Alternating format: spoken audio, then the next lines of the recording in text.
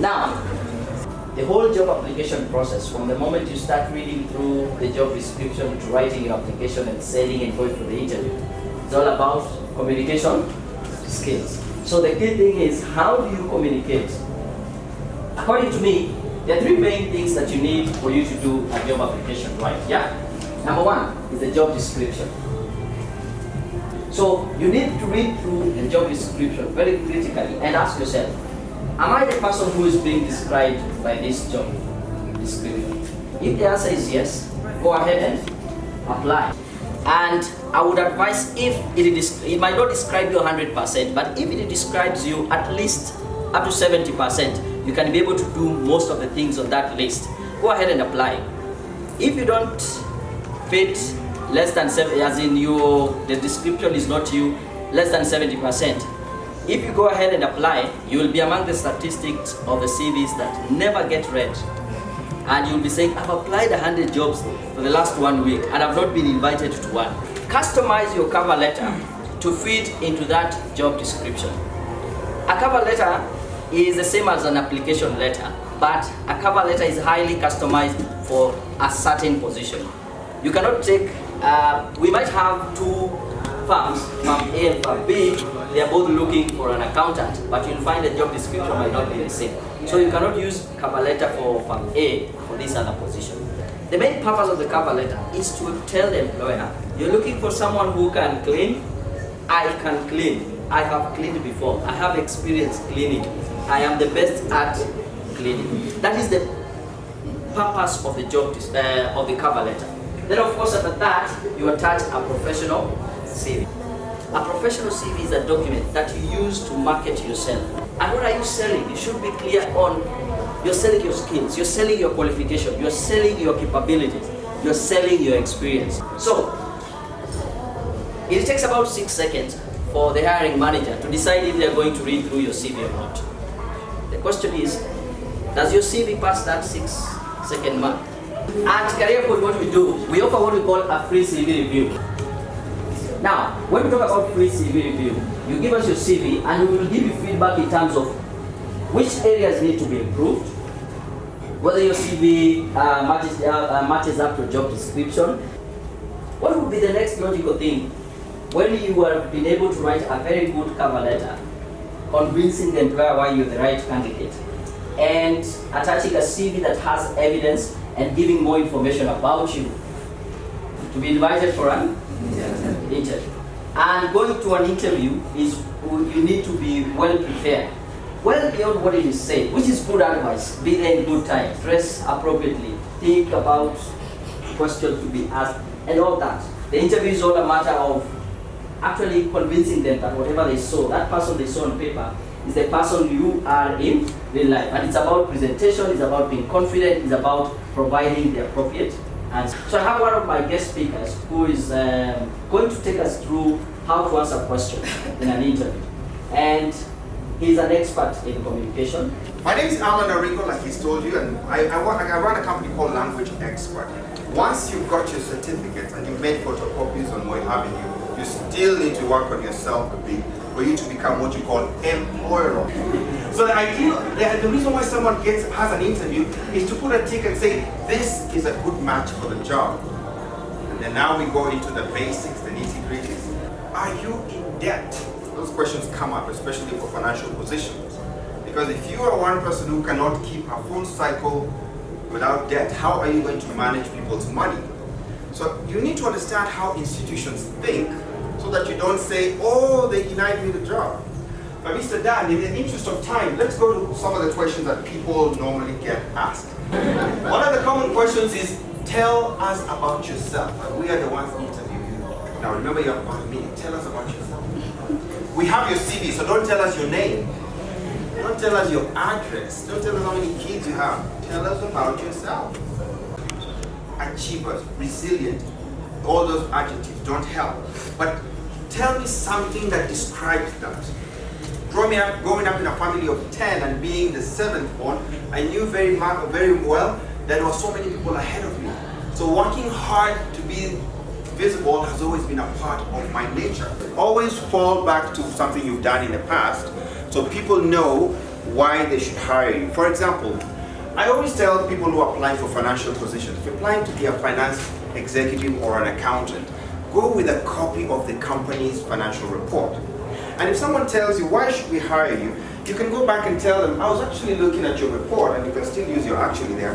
And you can tell them, I'm looking at the report and it says that you had a net loss of 65%. Based on the targets that you had set. And I'm seeing that you lost a lot of money. What you're telling these people is that you're a critical thinker, you pay attention to detail. Why should we hire you? It requires a tangible answer that makes you relevant for that position. Remember, they're trying to see if you're a good match. Let's have another one that gives people a lot of problems. What is your salary expectation? Okay? Pay me according to your company skills, depending on my experience and qualifications. Okay, we think we should pay you 15,000. Is that okay? Is that okay? Yeah. You okay with? No, I'm talking to him. Is that okay? Yeah, because I love what I do. Yes, no. You see now, because okay, go ahead. Yeah. Based on my qualifications, yes, skills and experience, I'd appreciate a compensation of 40,000. Okay, I'm liking that much better question. How much should we pay you?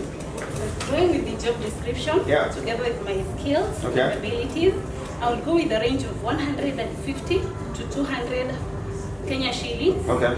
200,000 Kenya shillings. Kenya shillings, okay. So you need to think about that question, but in a very consequent way. Mr. Dan, yes. Would you help us with that? If somebody ever asked you how much, if we ever asked you how much should we get paid, what is the best way to answer that? Thank you, Alan.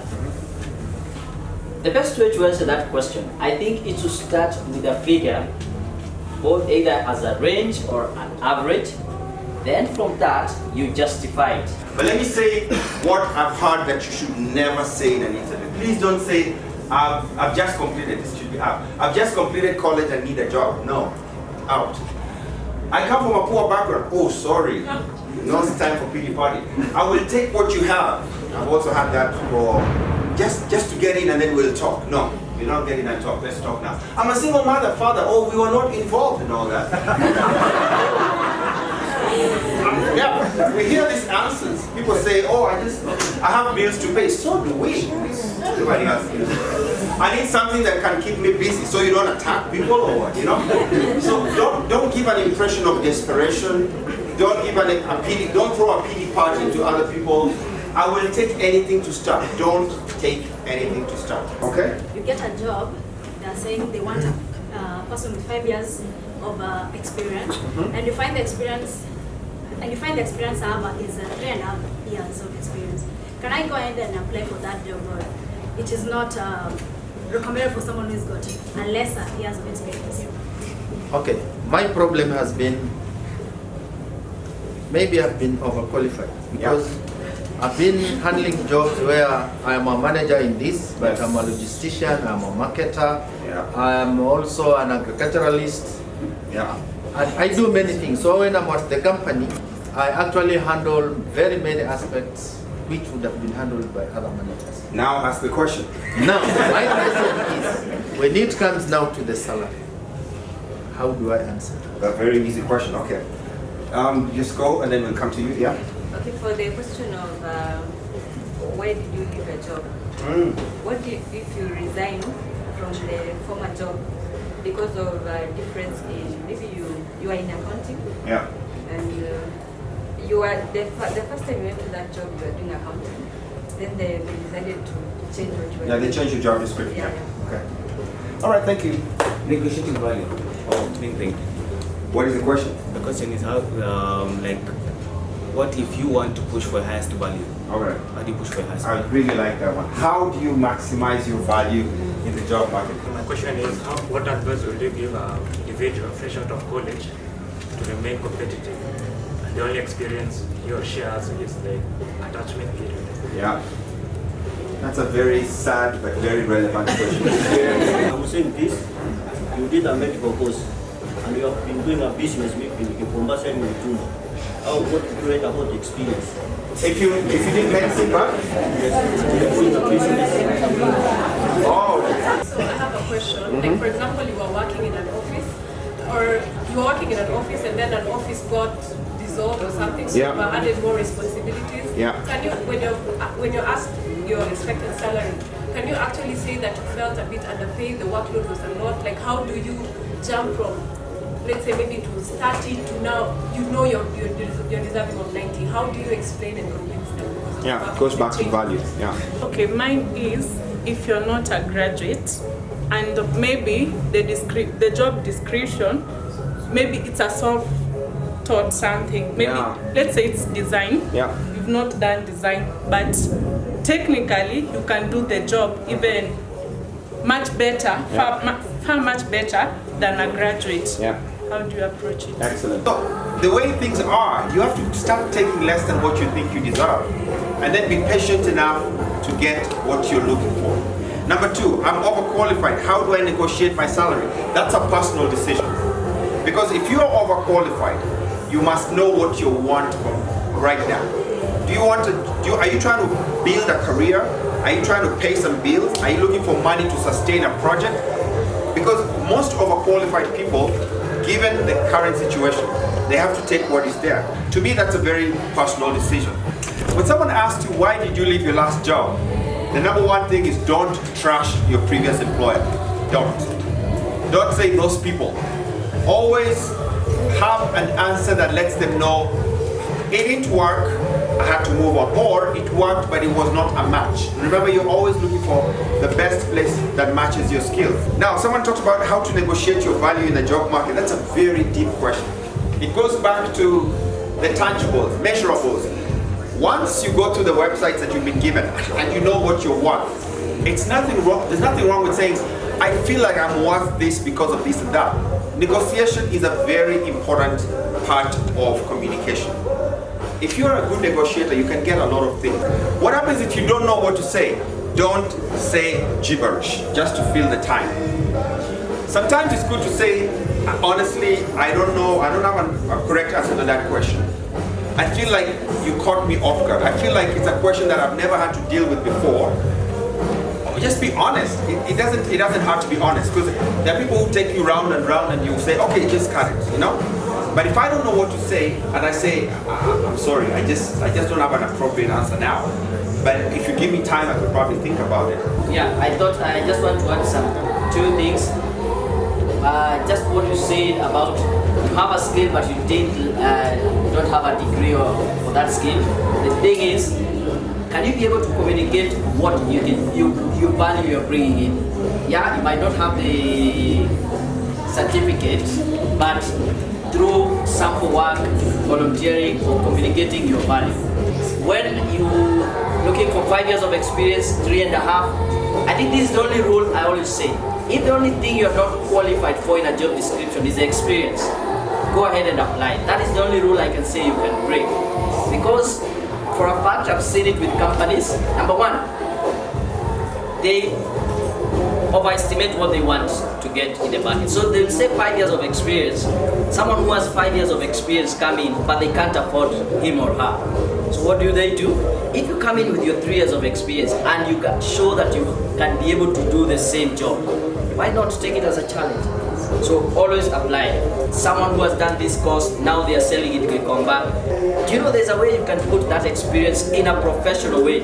Because they are what we call transferable skills. Same to banking and now going to accounting, there are still some things which are transferable skills, like dealing with people. If it weren't for money, if it weren't for dealing with people, making money would be an easy thing. But if you learn how to deal with people, that is a transferable skill that can go all the way from engineering to law to whichever. How do you present that in a professional way?